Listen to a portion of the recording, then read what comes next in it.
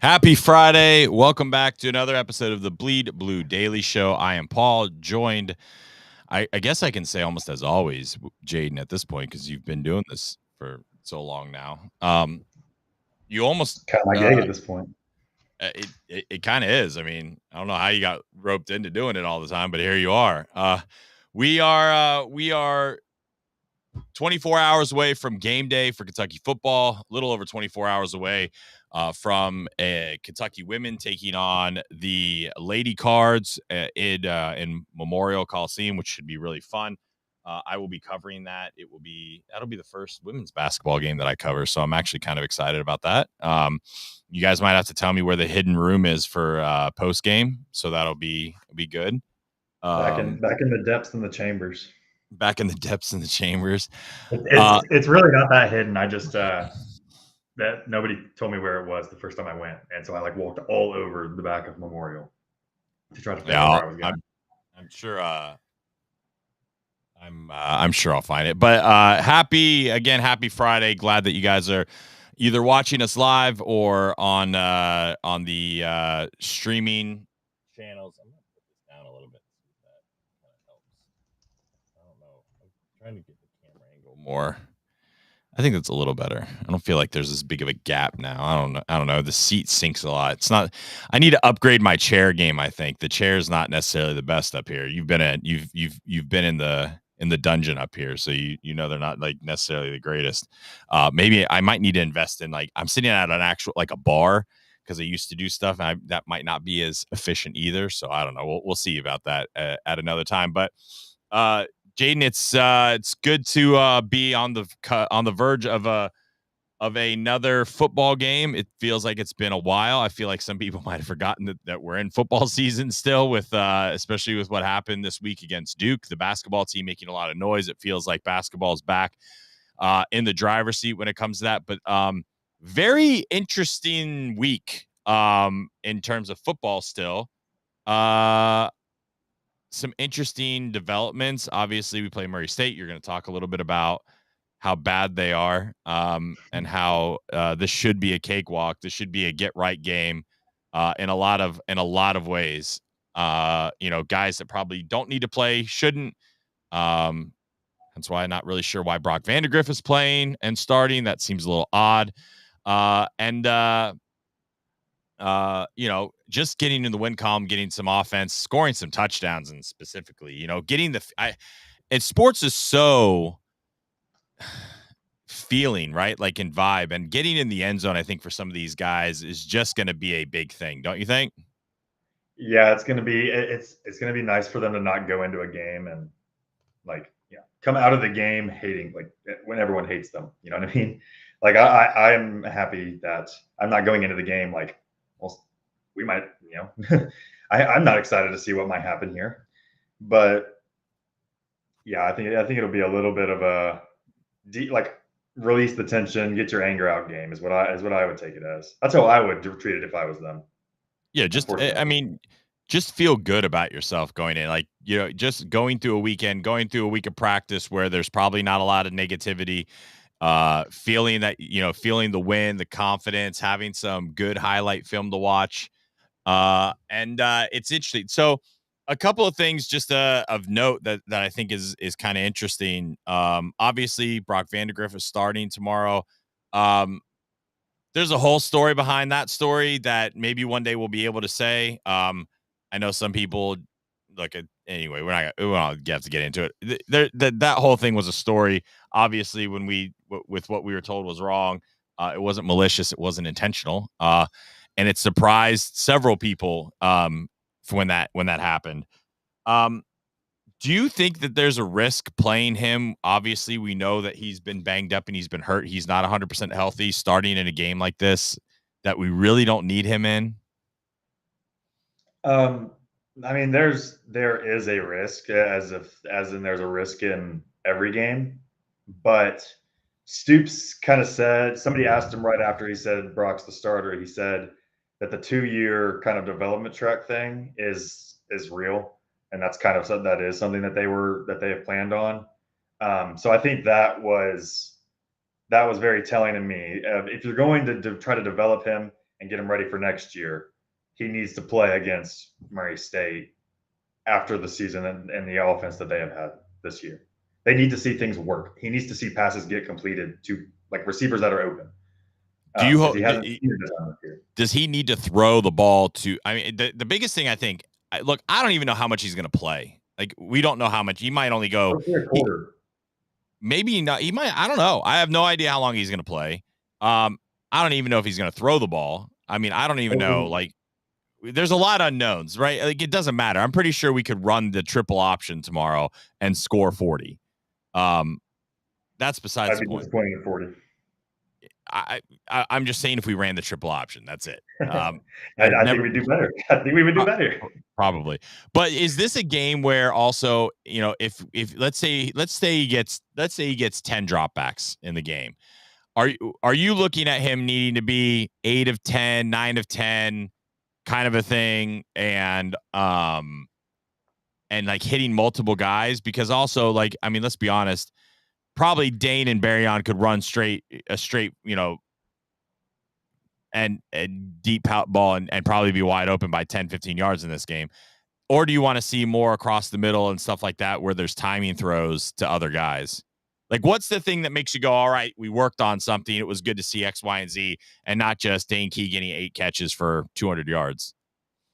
I think obviously we're going to get into the depths of the receiver position, and we're already at the depths of the running back position. But I honestly, I want to see him run past them and complete a bomb. We haven't created any explosive plays all season. Like, we barely throw the ball. You know, our completion rate, I looked at this, and I don't remember where I saw it, but our completion rate actually on passes over 30 yards is actually really high. It's kind of stupid high. We just don't do it a lot. We don't attempt passes over 30 yards. Yeah. Throw it. Chuck it. Throw for 500 yards tomorrow. As a team. Yeah. Nobody's throwing for 500 by themselves tomorrow. 204 drives or something stupid at Brock. Like, there's no reason that they should be stopped in really any form tomorrow.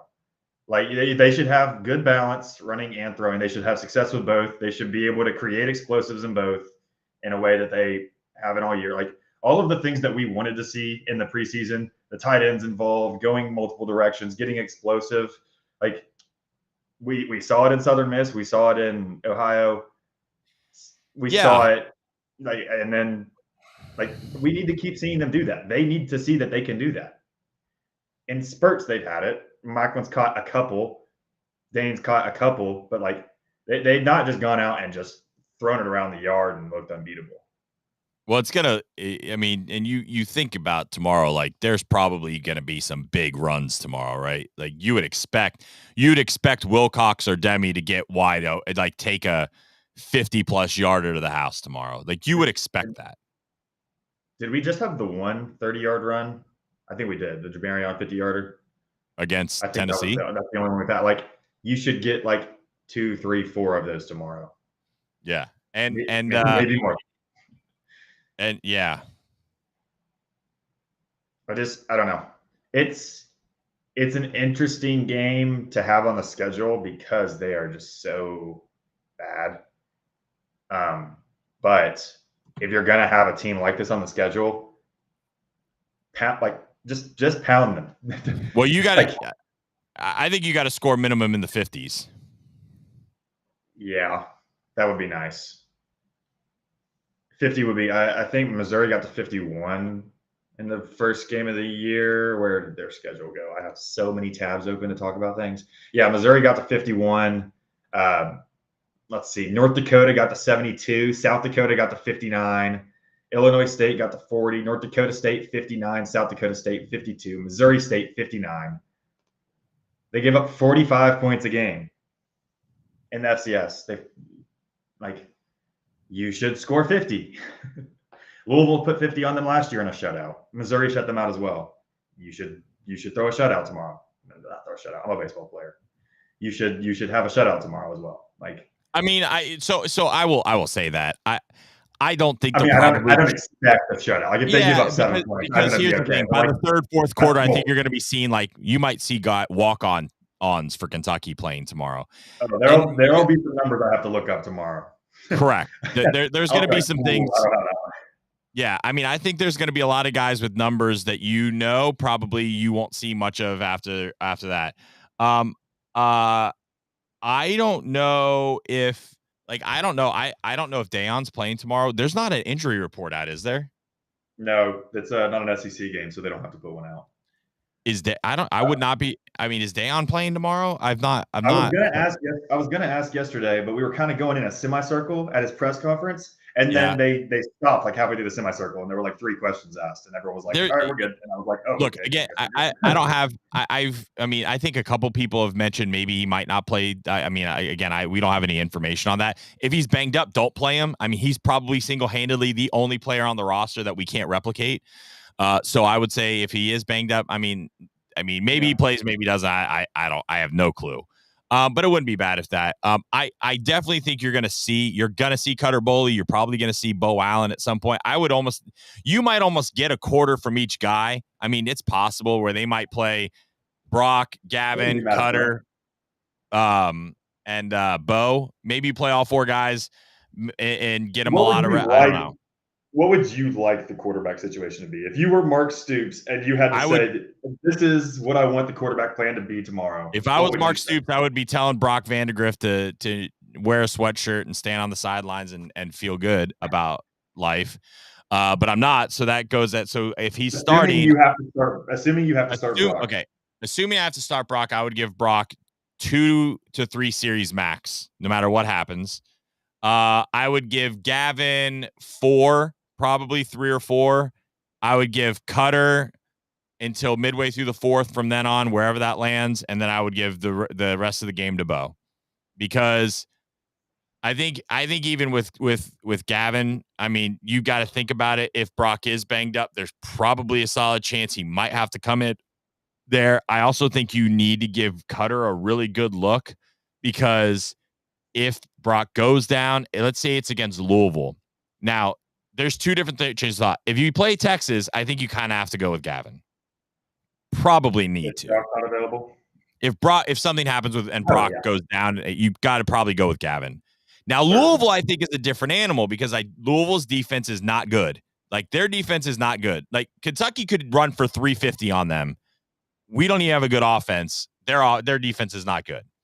Now, their offense is much better, but we've also played offensives that are better than theirs. So I think it's going to be an interesting matchup.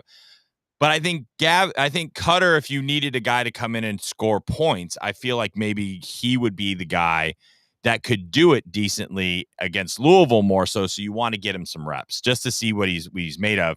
Whereas I think you have to go with Gavin and Austin. Now, it doesn't mean that if something happens to Brock and Cutter, look, if Cutter goes 18 of 19 for 322 and 3 touchdowns tomorrow in 2.5 quarters, you're going to probably go here and go, well, you know what? Maybe we give the kid a shot if something happens. Maybe if something happens. It depends. In my mind, Cutter would be emergency. It's 14-0 in the 4th quarter, and Gavin's been playing the whole game. The defense is giving us a shot, and we just need something. We need a chance. That was the emergency. If we're getting blown out, I would rather not see Cutter against Texas at all. I mean, if we're getting blown out, I don't think it matters as much against Texas, because Texas is going to be playing their third team anyway. So you might as well give Cutter a run if in that situation. I'm less worried about that. Line against our O-line, I'm scared for Cutter. Still spooked for him. I mean, look. I would say Texas defense isn't as good as Tennessee's defense, and I thought we actually held up pretty decent against them. I think I would disagree. Why would you disagree? Texas is a top 5 defense.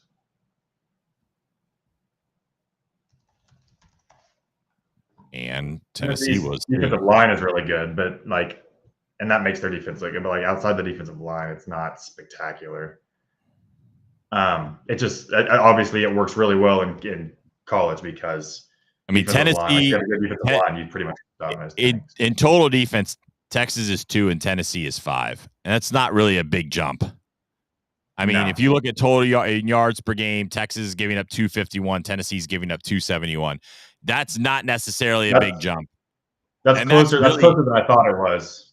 But I knew Texas was like top Yards 5. per play, Texas is giving up 3.95, Tennessee 4.23. Offensive touchdowns, Texas 11, Tennessee 12. Points per game, Texas 11, Tennessee 13. But also, here's the other thing. I would arguably say Tennessee's played a harder schedule, though, than Texas. Like, Texas has only played one game. Huh?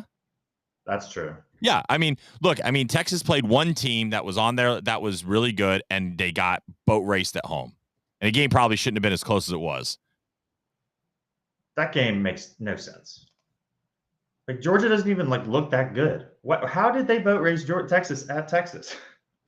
This college football season makes no sense. Why did they beat Ole Miss? This is the aspect of what I'm saying about college football and teams coming to the SEC and struggling, right? Or not playing really tough competition. Look at what we did to Ole Miss, and look what Ole Miss did to Georgia, right? So if we look at Texas's schedule, it's Colorado State, Michigan, UTSA, Louisiana Monroe, Mississippi State, Oklahoma, Georgia, Vanderbilt, Florida.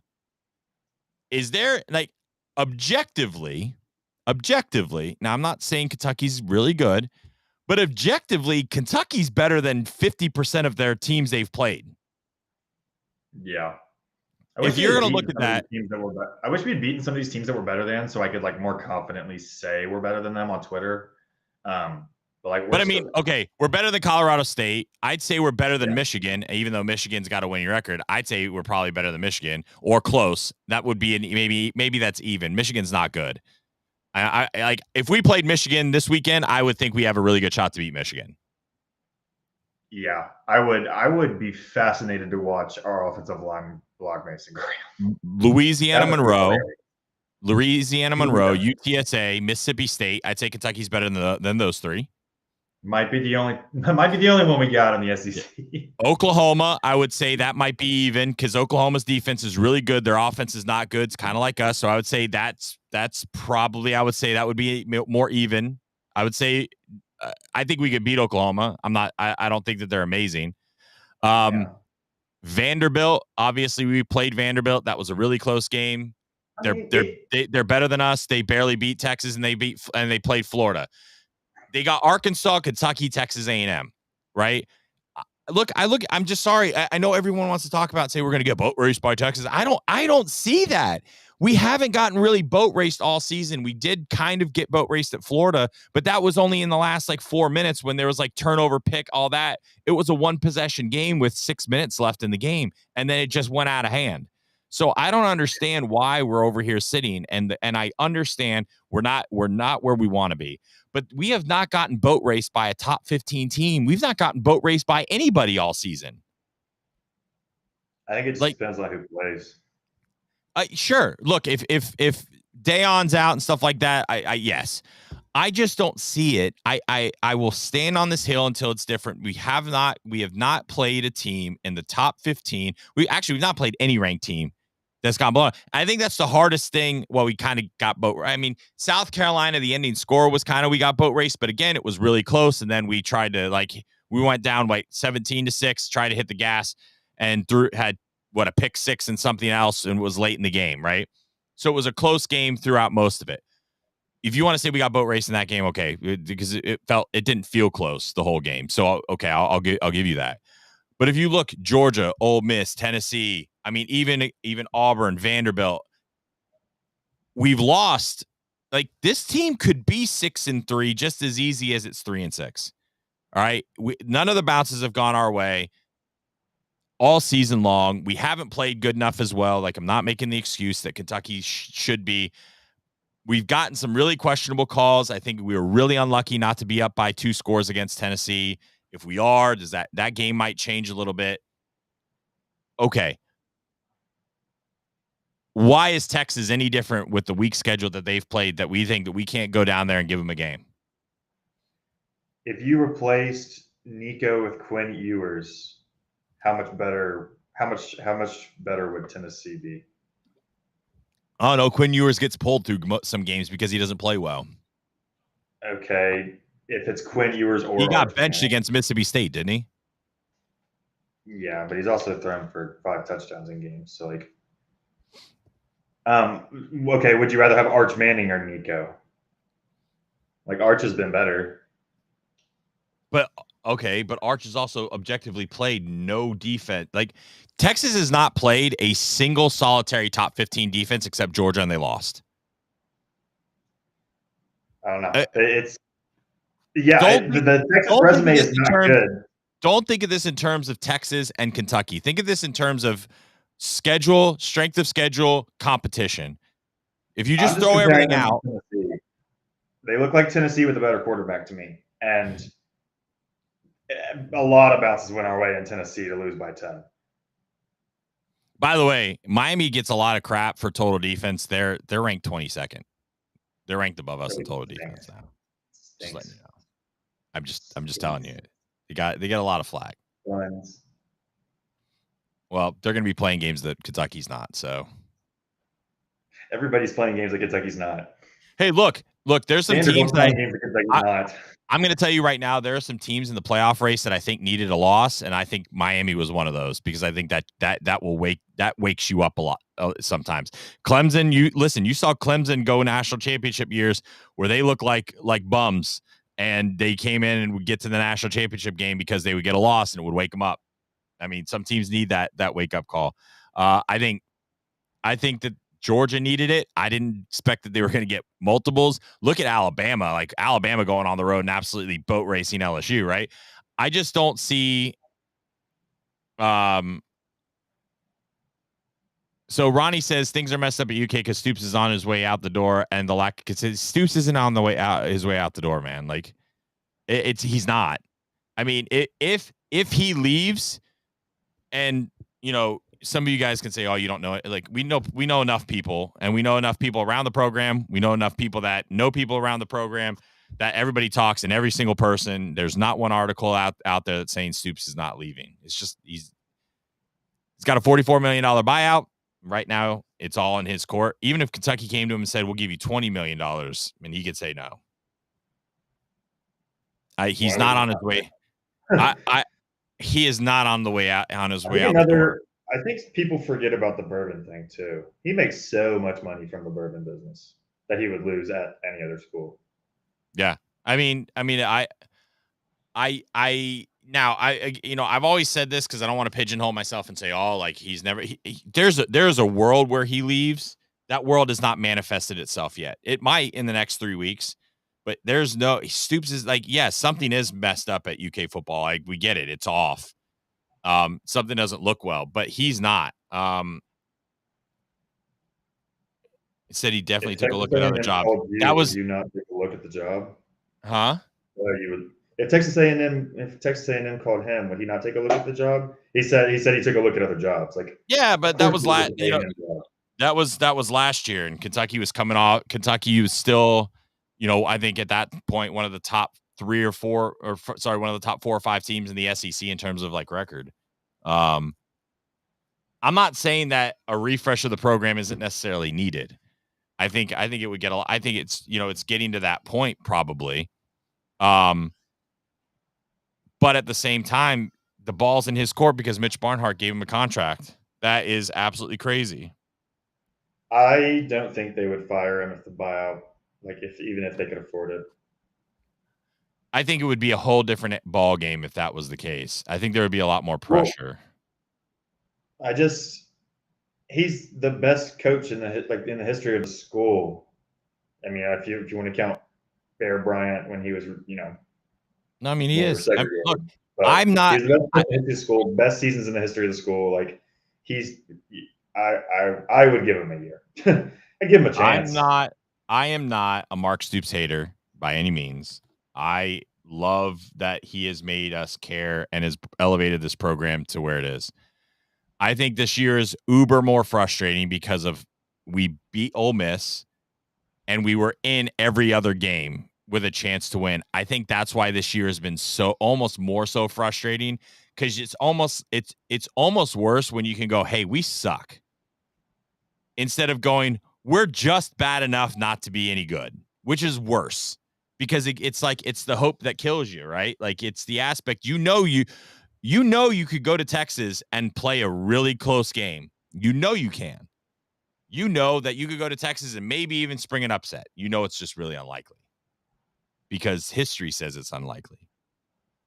I just I will never understand what has occurred this football season because the players on the team and the coaches on the roster, it makes no sense given their prior history, the skills that they have, the things that they have done before. It makes no sense for this team to not be good. So, and I still think they are good. It makes no sense for them to have a good record. I still think they are good, which is what makes me so frustrated. But they cannot win a stupid football game. Here's where I would say an indicator is of where the program is. Not Mark Stoops, Brad White. Brad White loves Kentucky. We know this. He loves all this stuff. I think that if Brad White were to leave, that would be more of a telling thing of Kentucky not being in a good spot than anything. Because I think, and we talked about this yesterday, right? Because we know that FSU's high on him. And we probably agree that if a new coach came in, Brad White would probably be one of two guys that they would look at to keep. They should. They should do whatever they can, no matter what the offer is, no matter where it's to keep Brad White. Yeah, look, I think Brad White would be the kind of denominator there, right? Of if he were to leave, I think that would be more of a sign of things not being amazing. Now, look, it doesn't mean that we can't get better. I would have more of an insight there than, I mean, him and Vince, I think, are the two that if they were to not be here, that would be more of a telling sign that something's wrong. Maybe the circumstances will change things because I all the time say I'm going to be so mad if this happens, then it happens, and I'm like, this is like panic alarm button, smash it through the floor if Brad White were to leave. That would be like, okay, we might be screwed this year. Like we might be screwed next year if Brad White leaves. Is what I would think. And it's more so who he is as a person and knowing that kind of an aspect. He's had so many good offers. Yeah, he stayed. He's had a lot of better offers than Kentucky. If he was going to take a linear job, it would have, you're sitting here going, he's getting out of here because this thing is not in a good place, more so than anything else. Like if he left to the NFL, I think you just go, all right, fair, right? If he went to be a head coach, fair. But if he goes to be the defensive coordinator at Florida State, you're going, like, because that team is objectively more of a dumpster fire than we are. So I would look at that and think that is going to be like, that's a measuring stick for the offseason that I think we really have to keep an eye on. Definitely. And the players will probably tell you with their transfer decisions before any coach will tell you.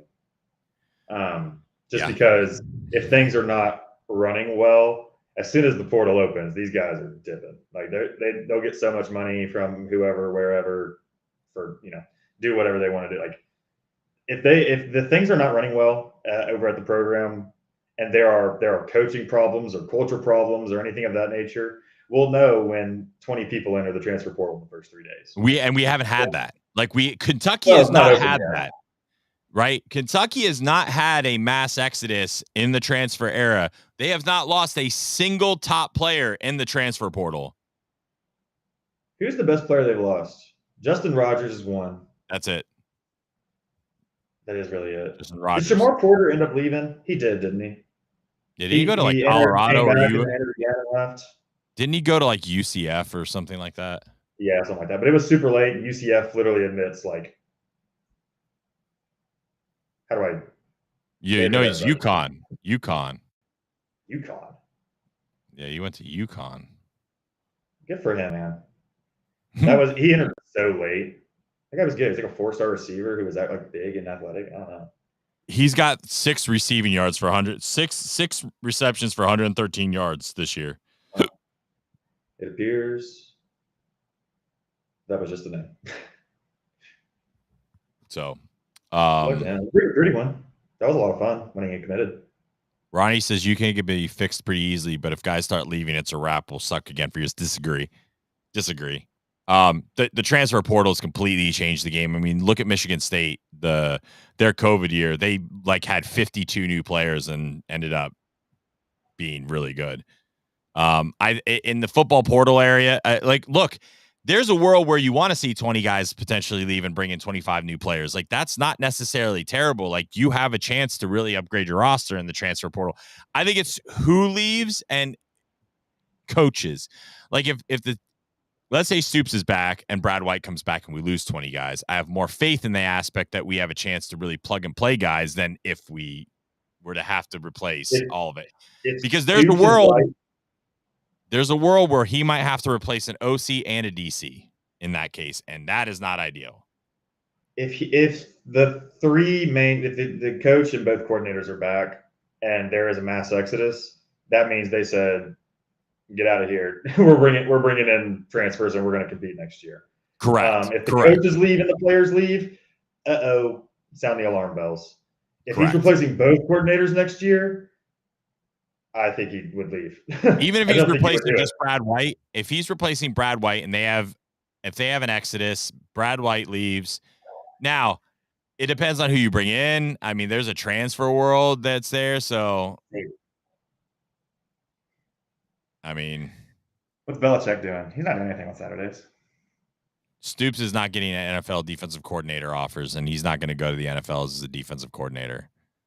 Just letting you know. Like, who would be the funniest defensive coordinator hire they could make? The funniest? Yes. What would be a really funny? Oh, probably the guy that went to LSU. Matt House. Yeah. I think there are a lot of people that would have the same thought that he would be a good one to bring back. And I wouldn't be mad at it because it's obviously someone he trusts and thinks can run good defense. You did well here. He did well here. He just didn't do the results after here were pretty bad. Yeah. Matt, yeah. Stoops, listen, I will die on this hill. One of three things is happening. Stoops will be back. They will work out a buyout and he'll accept it, or he'll go somewhere else. That's the only three as a head coach. It's the only three options. He's not going to go anywhere else. And I would say option 2 and 3 are less than 10%. Right. My thoughts are like 80% back in Kentucky, 20% another school. No situation where he's not the head coach of somewhere next year. See, I would say it's more like 80, 15, 5. That's fine. It's pretty close. 80. Look, here's the thing. I mean, there's also freedom in that, right? Now, I'm not saying he might leave, and there might be there could be a world where he has a buyout work, right? A buyout, where there's a buyout that's worked out, and he still coaches somewhere else next year too. Like that, there's not that world there where, there's not a world where that has to be one and the same. Yeah, I don't think there's a scenario where he just takes buyout and skedaddles.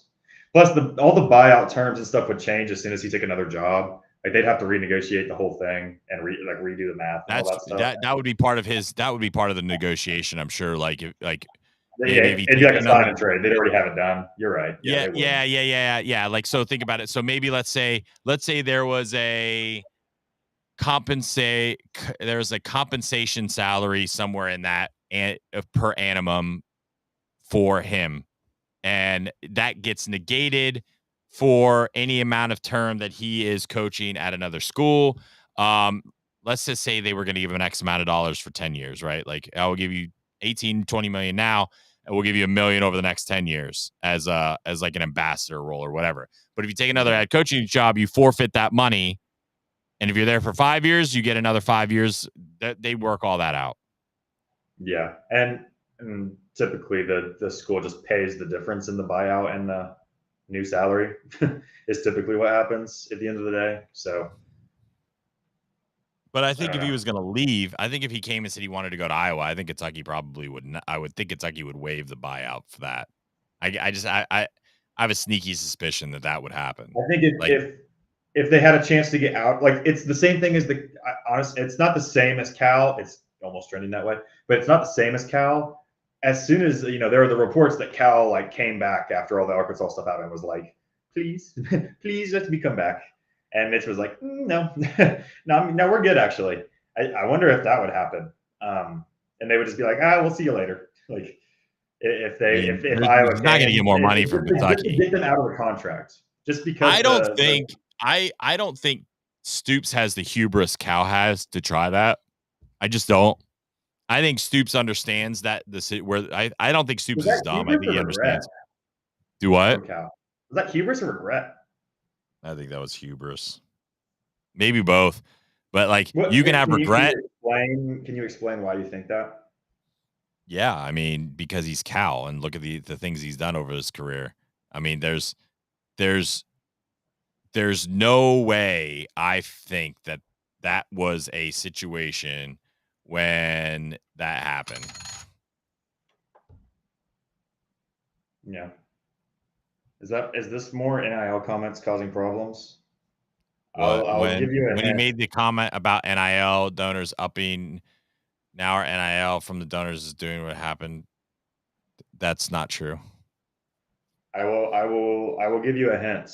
It is annoying when he says we need more money, please give me more money, I need more money. If he didn't have he sees that he gets crushed every time he says I need more money. It's not like he's saying it out, just for funsies. They need more money. Every school in America needs more money, and every coach goes on the radio and says, "Hey, can I have some more money?" I think we're 12th, 11th or 12th in NIL. In the country, in the SEC. SEC, not country. Yeah, and if you have to, you say SEC or country? Sorry, I got confused. It's SEC. Okay, yeah. They need more than that if you want to be competitive. You know what 12th in the SEC is?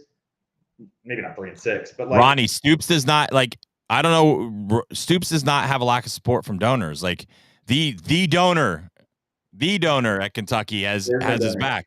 Like the Crafts have his back. This isn't a donor problem at Kentucky. This is the fact that Kentucky, and I think this is where there's just some misconception. Kentucky just doesn't have the donor base that other schools have. We have the least amount of billionaire. I think Kentucky has 2 billionaire donors, maybe. I think. I was gonna say it's not booster support. It's the number of boosters. The number of people is smaller than everybody else. Like that's Texas A&M has like 20.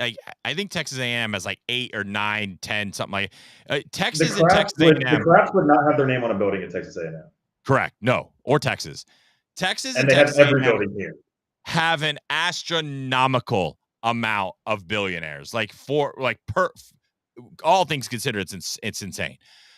Kentucky does not have that base, and that's where the revenue share, when that kicks in, is going to help Kentucky significantly, because Kentucky revenue-wise is not the same as NIL-wise. Because when they have an additional 20 some $20 million they can pump into this thing, that's going to make Kentucky a lot. That's going to even Kentucky on the playing field in more of the 8 to 10, 8 like 7 to 9, 7 to 10. And people say, well, 11 to 10, that's a bigger jump. I mean, that's still a bigger jump. You're still jumping someone like on Arkansas or Florida or somebody like that. So that's a bigger jump. So when you are taking that into consideration, I have not heard, and and this is just talking to other people in media, and this is more so talking to people who have more sources than, obviously, we don't have a lot. I have none. I mean, like, I have one, my mom, but shut up, Mom. It's when did Stoops say that he lost the lack of donors? I don't know when he said that. Like Ronnie said it, if it's not, why did he say it? I've never seen Stoops say that. What Stoops is also talking about on the pony ups, that when he said pony up, that was talking primarily to more also fans and stuff, because our fan donor is very low. Like, we don't have the donor base in NIL from the fan base perspective. That wording wasn't great, but the message was, how he said it was wrong, but also, and I've said this a lot of times, if you add the entire season ticket base, give $10 a month, that's like $6-7 more million. Kentucky would instantly be top 5, would be probably top 10 in the country and top 5 in the SEC. Right? I mean, that's the margins we're talking about. Now, do I think Mark Stoops can get that to happen? I don't. I think that there's too much. I think the stigma of things now is too like that. Now, if we get a new coach that comes in and says, "Hey, I need 50,000 of you guys to give $10,000 a month so we can have a top 10 NIL team and have a playoff contending roster every year," I think you get damn close to it. I don't think you get 50, but you might get 25 or 30, and that's still 3 or 4 million. That still is a big difference. Like these big time players that they're getting. I mean, look at this guy from South Carolina. He wants 1.5 million. Look at Ohio State. They're what, a $20 million team? I think is what someone said like that. Yeah. And they're not even unbeatable. Like there's this world's a little crazy when it comes to stuff. So it needs to kind of come down a little bit. But he is right in the aspect. The market's just insane right now for the players. Everybody needs the same positions, and everybody like they're paying way more than they should have to for players. Especially offensive tackles cost so much money. And they should not cost that much, but there's only a couple of good ones. They cost a lot of money in the NFL. Everybody wants them. All right, we beat this horse enough. Let's talk about the game tomorrow. Let's. I know you got a million tabs open. Let's talk stats. We've beat this horse up enough for 40 minutes. Let's talk about the game and get a little bit more into the nerdy numbers. Yeah, and a shout out to Nick Rouse for putting the list all on a fancy spot for me instead of having to go through all the databases. So there are 133 FBS teams, and I think there's 124 FCS teams. And there's some overlap on skill, but in theory, it should be FBS then FCS. So you're looking about 300 something teams. Murray State scoring defense 123rd in FCS, total defense 122, rushing defense 113, pass defense 120, third down defense 114, red zone defense 119, turnovers forced 113. They are like 300 and something in the country at everything. So you're telling me there's a chance? I mean, we may even see a forward. They are 94th in FCS in total offense. That's I think I saw the quarterback has like a 7 to 10 touchdown interception ratio. If that's the correct number that I remember looking at. Yeah, 10 picks, 7 touchdowns, 140 yards a game. I mentioned all of the numbers, the defensive numbers that they're giving up. Have you ever seen a team this bad play at Kroger Field Commonwealth? Murray State is also tied for 6th worst with turnovers lost in FCS. So that would put them at like it's not a good operation. Murray State, I mean, we've boat raced them a few times when we played them. Do you remember Jawan Northington, the running back? Murray State in the 38.5 points. I'm taking the over on that, man. If we're favored by 38.5, I might actually bet that.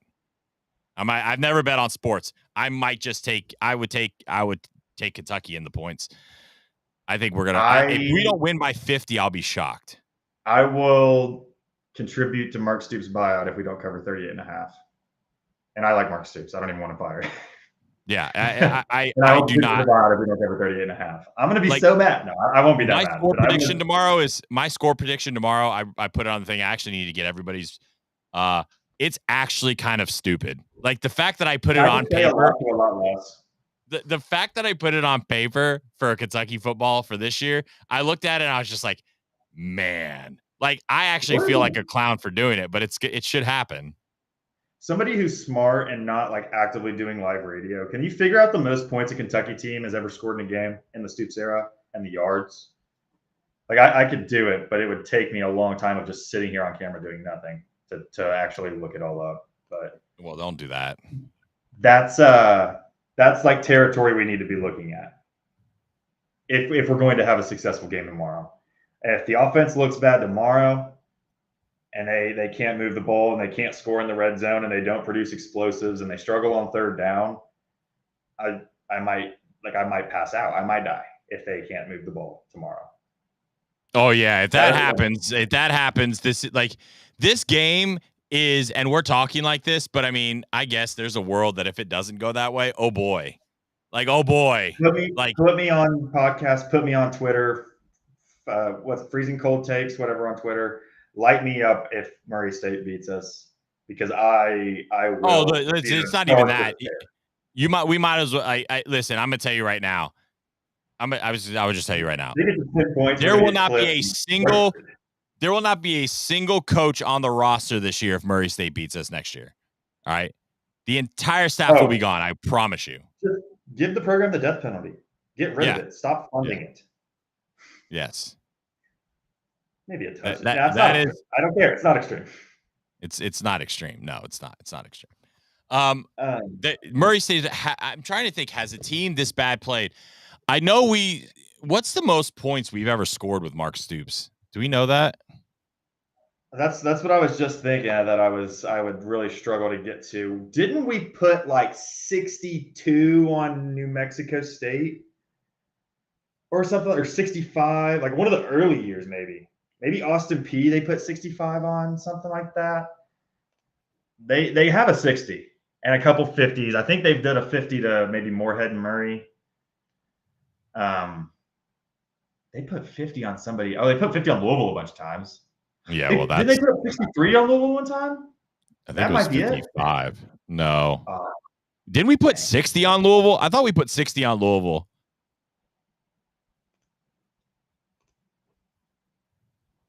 Well, fine. I'll do this live on the radio. I'm trying to do it right now. I'm trying to look at it.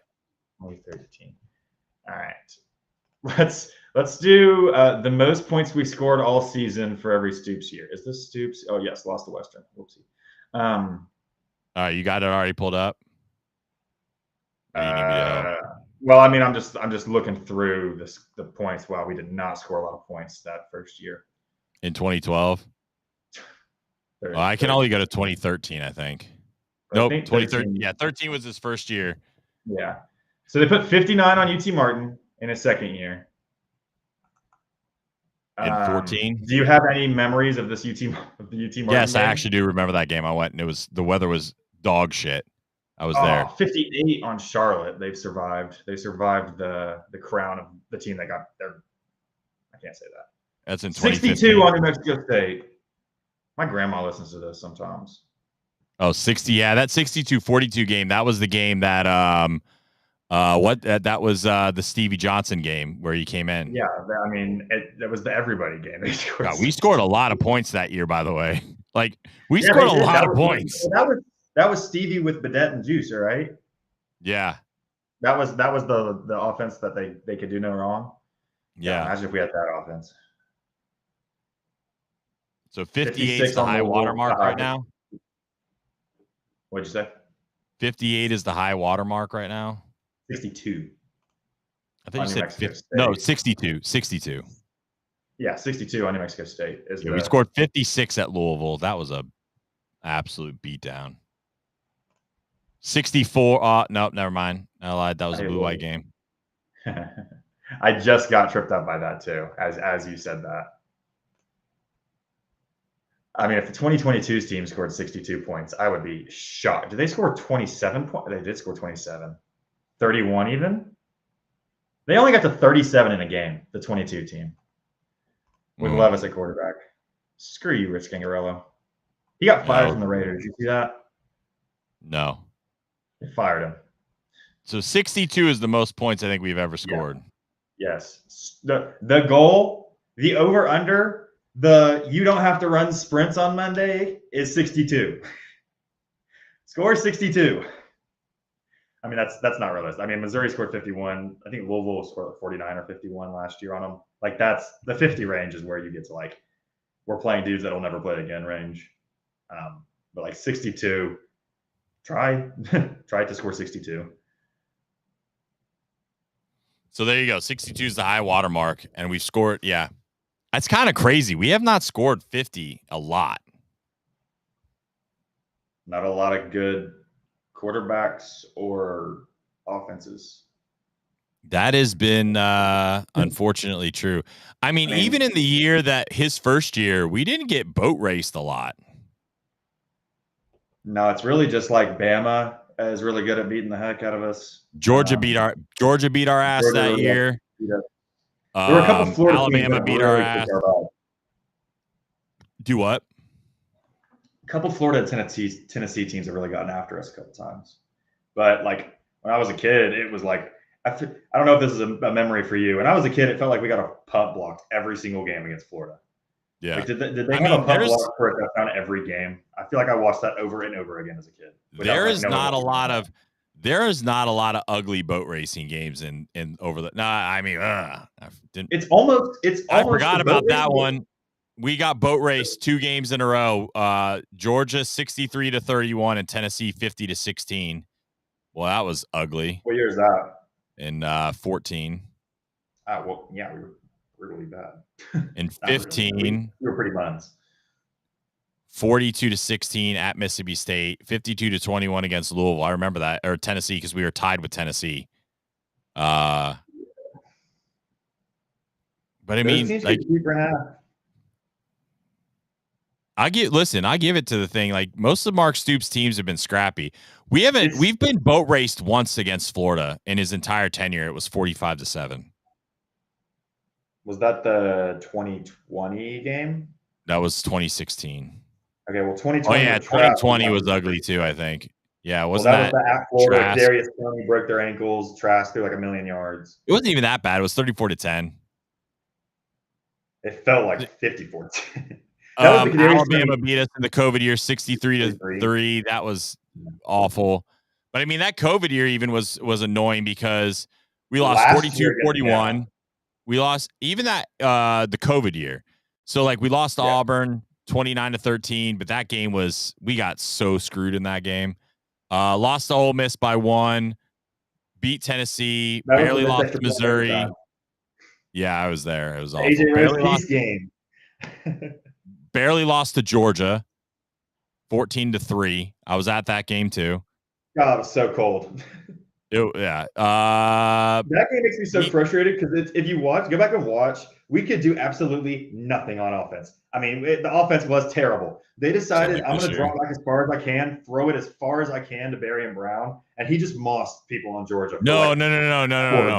You're thinking about the 20. You're thinking about the 22 game. That was the 20 game. That was when what's his face that played for Louisville went there as a tight end. We've played Georgia. Joey Galloway, and they threw the pick in the red zone. You ready for this? Georgia has not scored more than 16 points in its last 3 trips to Lexington and has won all 3. They said, I think when they did it to us this year, it was like they've scored 14, 16, 13 in 3 trips to Lexington and have won all 3. I think they said since the first of those games happened, Georgia has only scored less than 20 points on the road 3 times, and all 3 of them were Kentucky, and all 3 of them were wins. Yeah, and they had not scored less than 20 in a road game since that first one had happened, or something. Something along those lines is the stat. It's insane. Shift gears a little bit. Kentucky women play tomorrow against the Louisville. It's a big game. Obviously, big game in the Kenny Brooks era to start. First big test. It seems like the fan base is really excited about it. I think it's going to probably be sold out. Memorial is going to probably be rocking. It'll be the first, I think, sellouts that they've had since they've renovated the place. I'm excited about it. It's going to be it's going to be a good atmosphere. And I think also, football and men's basketball make the rest of the athletics go here. And I think having Kentucky women be good is going to add to it's going to be like the gas tank overflow, right, of this fan base. So it's going to be really interesting to see how that game goes tomorrow. Obviously, Louisville has lost the game, but it was to a top 5 team. So, and it was barely, and Louisville's been pretty good in the last 10 years. So it's a good measuring stick for the UK women's team. Obviously, it's a rivalry, but boy, would it be great to start it off and really go into the football arena with a dub, and hopefully we get in the 3-4 major games we're going to have against them: women's basketball, men's basketball, football, and baseball. We keep the win streak going. Yeah, I like my odds on most of those. I'll take the Cats in all 4 even, but yeah, the women's game, I'm really excited. I don't know if I will be making it or watching it on a television. It depends on how post Murray State game goes, but but I will certainly keep up with it. And they are really good. I know I've said that every time. And basketball, both are rolling this week. I mean, they both teams they beat the brakes off somebody. The women did. Obviously, the men picked up a big game. Women got a commitment a couple days ago. I think we're supposed to get another one today. Continue. You know, waiting for a tweet to pop up. No, yeah, so it would be a nice cap to the week if they could go 2 commits, 2 ranked wins, 2 rivals for the basketball program on both sides. The women's team has the number 11 recruiting class right now, according to ESPN. It's just the one. I don't know, just kind of giving you. Kaylin Carroll was the one that announced the other day for 25. She's a big wing, can handle the ball, sniper from 3. She fits the mold. Big, long, can shoot, wing. That seems to be what Kenny Brooks likes to have out on the court. 6'2". Yeah. She's kind of like she is not Ryan Howard, but like the 6'2" big guard wing that can shoot and like create, like that's kind of the mold, even though it's not the same level. Like Ryan Howard was the number 1 pick, but that's what it looks like a little bit. Obviously volleyball's been playing in there, and volleyball's been pretty good for a while, but this is probably the first, I think, big game that Memorial's had since getting redone. It's outside of the volleyball matchups. Definitely, it's the first time the women are getting the full experience. I hope it's the full experience with the football game, because I've heard a couple people say if I didn't have to go to football, which aren't overlapping, but I can see how that would be it's not even really. It's literally almost across the street. It's pretty easy to get to both. Yeah. I don't know. It's not going to be my excuse. It's just a thing that I have heard from some fans. So I hope that they get the full experience, because they are awesome. I hope, and the Owl was awesome too. So I'm excited. Hopefully we get a double victory tomorrow. I don't know. I absolutely hate thinking that anything. Well, the women's soccer tonight, also be remiss if we didn't talk about that. The women's soccer team plays tonight, hosting an NCAA tournament game. They haven't been in a position like this in a decade. So big game for women's soccer tonight. If you're around and can get out there. Unfortunately, I don't know if the weather's going to be amazing. It's going to be cold. But bundle up. Not a pleasant day in Lexington right now, currently. No. And it has not been a pleasant couple of days in Lexington, Kentucky. But yeah, they host West Virginia. Screw West Virginia, I guess. Yes, West Virginia. It's going to be about 50 degrees tonight. And tomorrow is going to be the first real kind of cold. Like raining? Is it going to stop being wet by tonight? Tomorrow, it's done. The rain should be done the rest of the day. Tomorrow, we're looking at 58 and sunny for football. Really good. Like, perfect. I know nobody's excited about football. I'm not excited about football. I'm excited. The aspect's going to be the first football weather game we're going to be able to go to. That's what I was about to say. The weather is going to be perfect for a football game. Like, just go enjoy it for a little bit. Hang out with your buddies. I cannot imagine it is expensive to get into the building. They might pay you to enter at the gate.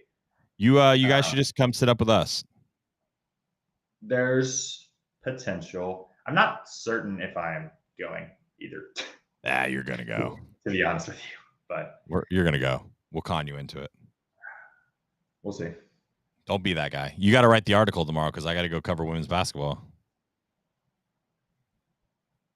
That's important to know. Surprise. Well, we'll be back on Monday to kind of talk about. Hopefully, we're talking about a lot of positives from football going into the week.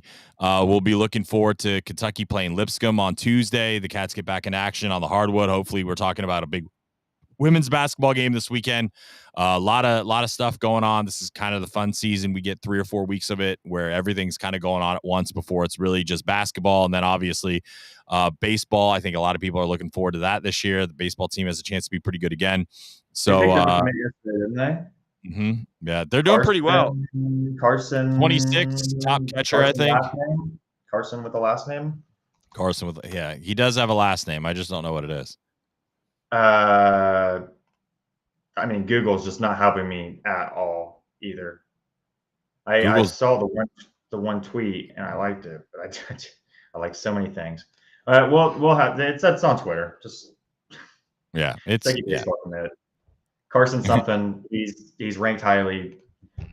I got to tell you, I don't have baseball recruiting in my bag, even though I was a baseball player. Numbers are good. Yeah, they like him. I like him. Yeah, Nick Mingione's doing really good stuff. So, oh God, this is what happens when you stay up we too didn't have this podcast 3 years ago because I would be clipped all over the place about Nick Mingione, but it works. It apparently works.